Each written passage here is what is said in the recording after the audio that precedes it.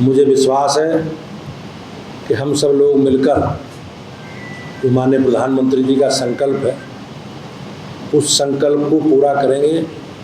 वो अगर हमें छोड़ देंगे तो हम जिंदा नहीं रहेंगे, महान दल जिंदा नहीं रहेगा। ये अहंकार उनको आ गया है, तो उस अहंकार का जवाब, जब अहंकार रावण का नहीं टिक पाया तो आदरणीय अखिलेश यादव जी का अहंकार कैसे टिकेगा। आदरणीय भूपेंद्र चौधरी जी ने, आदरणीय सुनील बंसल जी ने हमसे वार्ता किया और आज हमें छुआ नहीं, बल्कि जो अखिलेश यादव जी कभी नहीं कर पाए कि हमें अपने बगल में बैठाकर प्रेस वार्ता करते, आज मैं 3 चरण जो बचे हुए हैं उनमें मैं महान दल का समर्थन भारतीय जनता पार्टी को कर रहा हूँ। समर्थन था केवल सम्मान के लिए था, महत्व के लिए था। सम्मान और महत्व नहीं दिया समाजवादी पार्टी ने, उनसे कोई मैंने कुछ मांगा नहीं था और आपसे भी कुछ नहीं मांगा। मंचासी हमारे सभी साथी और मेरे सभी मीडिया के साथी भाइयों बहनों, आज हमारे लिए बड़ा समय है कि हमारे परिवार में लोगों की संख्या बढ़ी है। महान दल के नेता श्री केशव देव मौर्य जी ने लोकसभा चुनाव की दृष्टि से एनडीए को समर्थन देने का निर्णय किया है। जो 3 चरण हैं आगे, उन 3 चरणों में वो एक योजना बनाकर भारतीय जनता पार्टी के एनडीए के साथ मिलकर माननीय प्रधानमंत्री जी के नेतृत्व में जो विकास यात्रा चल रही है उस यात्रा को समर्थन देने का उन्होंने निर्णय किया है। मुझे विश्वास है कि हम सब लोग मिलकर जो माननीय प्रधानमंत्री जी का संकल्प है उस संकल्प को पूरा करेंगे। मैं माननीय केशव देव मौर्य जी का और उनकी पार्टी के सभी वरिष्ठ साथियों का स्वागत और अभिनंदन करता हूं कि उन्होंने आज भारतीय जनता पार्टी के नेतृत्व में, एनडीए के नेतृत्व में चलने वाली विकास यात्रा को समर्थन देने का काम किया है। मैं उनका आभारी हूं और आप के माध्यम से मैं निवेदन करता हूं कि वो हम आप सबको संबोधित करें।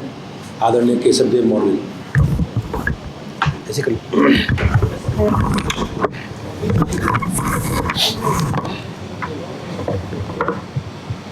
लोकसभा चुनाव 2024 जो कि आधे से ज़्यादा बीत चुका है, इसके पहले 4 चरणों में महान दल समाजवादी पार्टी के साथ समर्थन में था, गठबंधन नहीं था। मैं इंडिया गठबंधन में मुझे किसी ने शामिल नहीं किया, लेकिन समाजवादी पार्टी के राष्ट्रीय अध्यक्ष आदरणीय अखिलेश यादव जी ने मुझसे समर्थन मांगा और मैंने समर्थन दिया। उनके पास मेरे लिए सीट नहीं थी तो मैंने जिद भी नहीं किया, क्योंकि मैं चाहता था सामाजिक न्याय की लड़ाई मजबूत हो। लगातार 2022 में भी मैं उनके साथ था, उपेक्षा का शिकार रहा। जो मजबूत महान दल के गढ़ हैं वहाँ मुझे दूर रखा गया और किसी और से रैली कराई गई। उस समय भी मैंने एतराज़ किया और बाद में चुनाव के बाद 2022 के बाद मैं अलग हो गया। लेकिन चूँकि लड़ाई हम चाहते थे उनके साथ लड़ें, इसलिए 2023 में जब मध्य प्रदेश में कांग्रेस ने उनसे गठबंधन नहीं किया और कांग्रेस के वरिष्ठ नेता ने कह दिया कि कौन अखिलेश, तब अखिलेश जी को मेरी याद आई। फिर उन्होंने मुझे बुलाया और मैं गया उनके साथ, बिना शर्त गया। लेकिन मैंने कहा आप कितनी सीट लड़ेंगे? कहीं 100 के आसपास लड़ेंगे। तो हमने कहा 230 है, हमें भी 15-20 दे दीजिए। और पहले भी हम मध्य प्रदेश लड़ चुके हैं, हम स्वयं भी टीकमगढ़ की पृथ्वीपुर विधानसभा से लड़ चुके हैं और हमारी पत्नी मुरैना की जौरा विधानसभा से बहुत अच्छा वोट हासिल कर चुके। 18 में भी हम लड़े थे मध्य प्रदेश। तो हमने कहा हमें भी यहाँ सीट 12-15 दे दीजिए। होते जाते उन्होंने 4 सीट दी। लेकिन आपको सुन के आश्चर्य होगा 26 अक्टूबर 2023, मुझे दिन याद है कि 26 अक्टूबर 2023 को प्रेस वार्ता हुई। हमारे प्रदेश अध्यक्ष शिव कुमार यादव जी, सुनीत कुमार सिंह जी, जेपी मौर्य जी, बदम सिंह सैनी जी, पारसनाथ मौर्य जी, तमाम लोग उसमें उपस्थित रहे और वहाँ प्रेस वार्ता में 4 सीट हमें दी गई। लेकिन मजाक ये हुआ, समाजवादी पार्टी ने हमारे साथ ये किया कि 27 अक्टूबर को अखबार में उधर न्यूज़ पढ़ रहा हूँ और 11 बजे समाजवादी पार्टी के पेज पे उन 4 सीटों पे प्रत्याशी भी मैं देख रहा हूँ।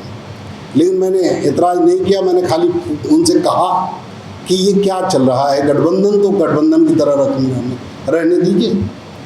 फिर भी मैं उनके साथ था, लेकिन सब्र कभी न कभी टूट जाता है। उपेक्षा सर पे हद से ज़्यादा अगर कोई उपेक्षा करे तो दुख होता है, तकलीफ होता है। उन्हें ये भ्रम हो गया है कि वो महान दल के और केशवदेव मौर्य के भाग्य विधाता हैं। वो अगर हमें छोड़ देंगे तो हम जिंदा नहीं रहेंगे, महान दल जिंदा नहीं रहेगा। ये अहंकार उनको आ गया है, तो उस अहंकार का जवाब, जब अहंकार रावण का नहीं टिक पाया तो आदरणीय अखिलेश यादव जी का अहंकार कैसे टिकेगा।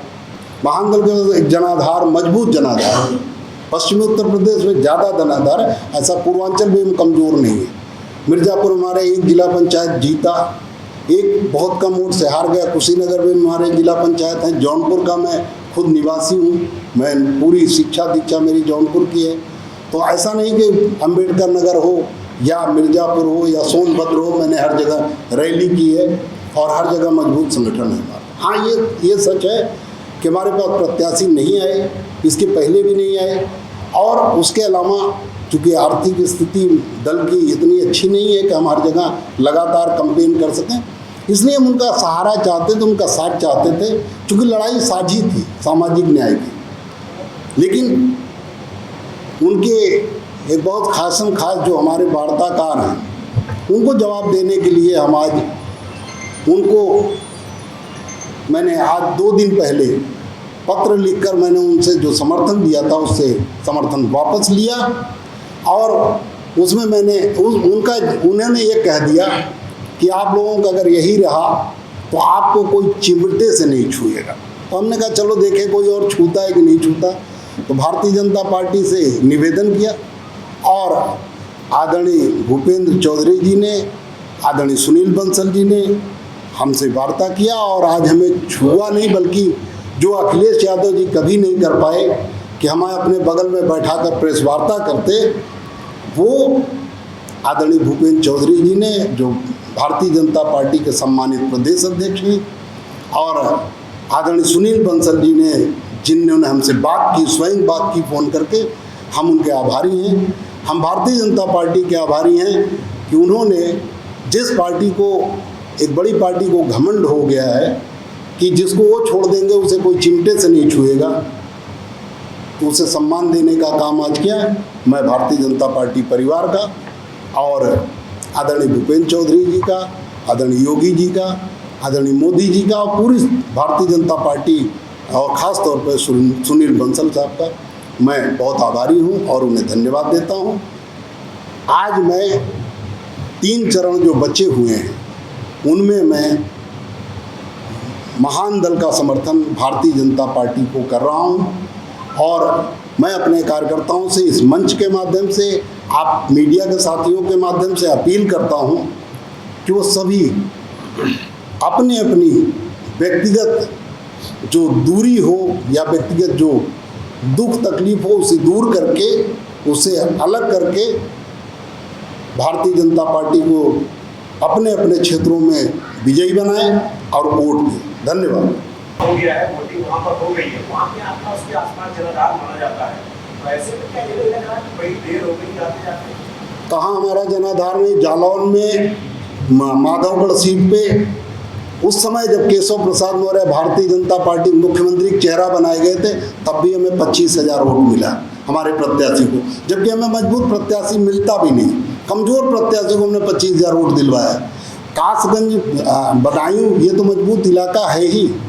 मिर्ज़ापुर में हमारे 2 जिला पंचायत सदस्य हैं। कुशीनगर में हमारा मजबूत संगठन है, और वो सीट कुशीनगर की एक सीट, उसे हम मांग भी रहे थे कि हमें वो दे दी जाए 2022 में, लेकिन अखिलेश जी ने वो सीट दी जो हम नहीं मांग रहे थे। तो ऐसा देर नहीं हुई, अभी जितनी देरी हुई है मैं 3 चरण में पूरा कर दूंगा। समाजवादी पार्टी ने आपकी एक बात आजूर में ली थी, उसके बाद आप नाराज हुए समाजवादी पार्टी से, उसके बाद फिर एक बार सपा के साथ आप आए। आप क्या भारतीय जनता पार्टी के साथ ही रहेंगे, कायम रहेंगे आप? देखिए, मैं कोई बहुत बड़ा दावा नहीं करता और दावे में बड़ा विश्वास नहीं करता। हमारे मूल्यों पर जो हम चाहते हैं, जिन सिद्धांतों पर हम काम करते हैं, अगर भारतीय जनता पार्टी उन सिद्धांतों का सम्मान करेगी और हम उनके सिद्धांतों का सम्मान करेंगे तो ये रिश्ता बहुत दिन चलेगा।